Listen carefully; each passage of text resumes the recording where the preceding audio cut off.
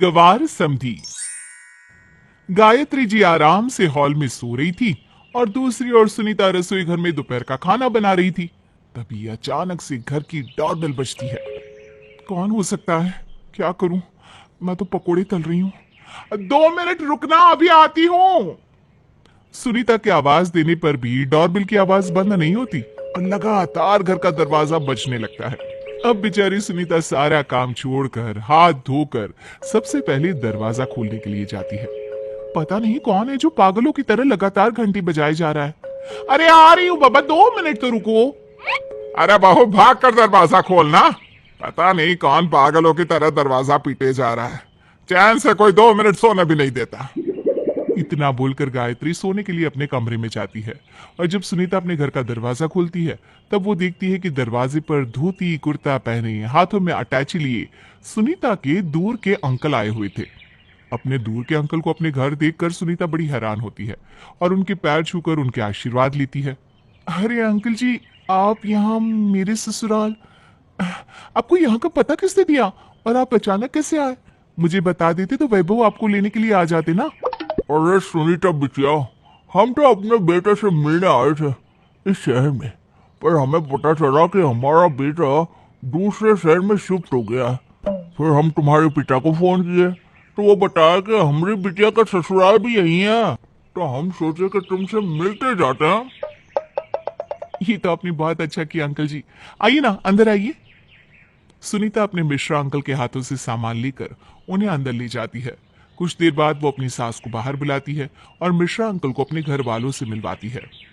Uncle जी, ये मेरी सास है गायत्री देवी, और आपकी दामाद जी अभी ऑफिस में है, रात को घर आएंगी। आप हाथ मुंह धो लीजिए, मैं आपके लिए खाना लगा देती हूँ। इतना बोलकर जैसे ही सुनीता रसोई की तरफ जाने लगती है तभी वो और गायत्री देखते हैं कि मिश्रा अंकल उठकर दरवाजे के पास गए और उन्होंने जो मुंह में पान था वो दरवाजे पर ही थूक दिया। ये देखकर गायत्री को बहुत गुस्सा आता है, पर बेचारी चाहकर भी कुछ नहीं कह पाती क्योंकि सुनीता ही अपने अंकल से कहती है, अंकल जी, यहाँ पर थूकना मना है। आप वहाँ वॉश बेसिन में थूक लीजिए और हाथ पैर धोने के लिए हॉल में एक बाथरूम है। अरे बिटिया, जो बाहर इतनी बड़ी जगह है थूकने के लिए, तो छोटी सी जगह क्यों गंदी करनी? और वैसे भी हमेशा थूक घर के बाहर होना चाहिए, ना कि घर के अंदर।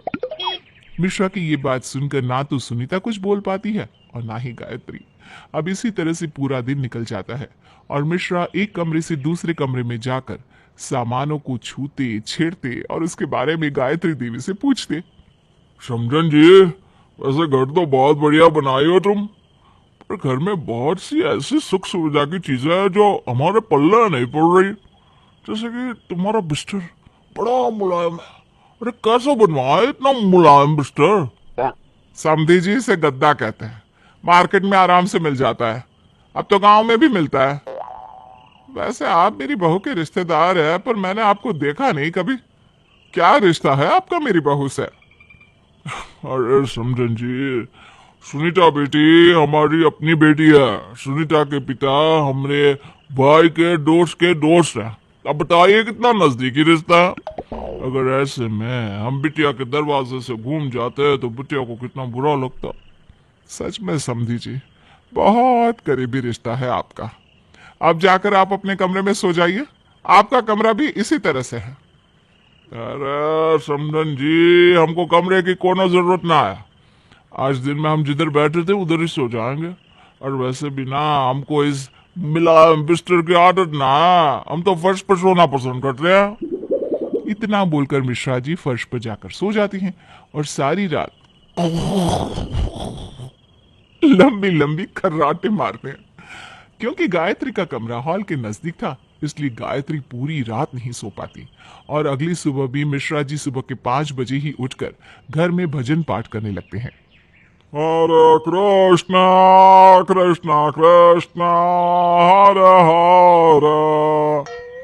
मिश्रा की आवाज से पूरा घर उठ जाता है और गायत्री को अपनी इस दूर की गवार समधी की इन हरकतों पर बहुत गुस्सा आता है, पर बेचारी गायत्री कर भी क्या सकती थी। तो वहीं दूसरी ओर सुनीता भी अपने अंकल से परेशान हो चुकी थी। अब इसी तरह से कुछ दिन बीत जाते हैं और एक दिन मिश्रा जी गली के सारे बच्चों को घर में बुलाकर ले आते हैं और सुनीता से कहते हैं, अरे सुनीता बिटिया, ये सारे ना हमारे मित्र बन चुके हैं। रोज इन्हीं के साथ हमारा खेलना कूदना लगा रहता है। इसीलिए हम सोचे कि हम इन्हें अपनी तरफ से दावत दें।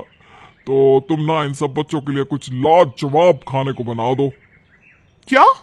इतने सारे बच्चों का खाना? अंकल जी, मैं इतने सारे बच्चों का खाना अकेले कैसे बनाऊंगी? अरे अरे अरे सुनीता बेटे, ऐसा नहीं बोलते। बच्चे भगवान का रूप होते हैं। इसलिए अब मुंह मत बनाओ और जाकर खाना बनाओ। गवार आदमी जब से आया है तब से नाक में दम करके रख दिया है। पूरे मोहल्ले के बच्चों को तो ऐसे उठाकर लाया है जैसे कि अपने घर पर दावत दे रहा है। पर कुछ बोल भी तो नहीं सकती, बहू के दूर का रिश्तेदार है। पता नहीं यह आदमी कब जाएगा यहां से। ये सब देखकर गायत्री अंदर ही अंदर मिश्रा को कोसती है और मुंह बनाकर अपने कमरे में चली जाती है। तो वहीं बेचारी सुनीता हर समय घर का काम करते करते परेशान हो चुकी थी। अब इसी तरह से 2 दिन बीत जाते हैं और एक दिन मिश्रा जी सुबह घर से निकल जाते हैं और रात के 11 बजे तक घर नहीं आते, जिस वजह से घर के सभी लोगों को मिश्रा की चिंता सताने लगती है। अरे बहू, अपने अंकल को फोन करके पूछ कहाँ रह गए। मेरा तो दिल बैठा जा रहा है। अरे कहीं लापता तो नहीं हो गए? माँ जी, मुझे भी समझ में नहीं आ रहा, इस तरह से बिना बताए अंकल जी कहाँ चले गए। इन्होंने तो मुझे दुखी करके रख दिया है। अब कहाँ ढूंढूं मैं इनको? और उनके पास फोन भी तो नहीं है। सुनीता, तुम्हारे अंकल के पास फोन नहीं था तो मुझे बताना तो चाहिए था ना। मैं अपना पुराना फोन उनको दे देता। अब तुम ही बताओ, मैं उन्हें कहाँ ढूंढूं? वो शहर में नए हैं और पढ़े लिखे भी नहीं है। सुबह के गए मिश्रा जी रात के 11 बजे तक जब घर नहीं आते तो पूरा घर परेशान हो जाता है। और वैभव मिश्रा अंकल को ढूंढने के लिए जैसे ही घर से निकलता है, वो देखता है कि मिश्रा अंकल मोहल्ले के कुछ बुजुर्ग आदमियों के साथ पास के पार्क में बैठकर ताश खेल रहे हैं। मिश्रा अंकल जी, आप यहाँ बैठकर ताश खेल रहे हैं?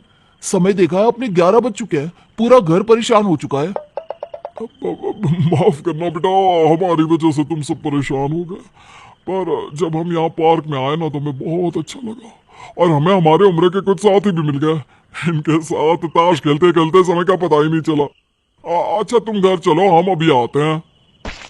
अंकल जी, मैं आपको लिए बिना यहाँ से नहीं जा सकता। आपको मेरे साथ घर चलना होगा, चलिए।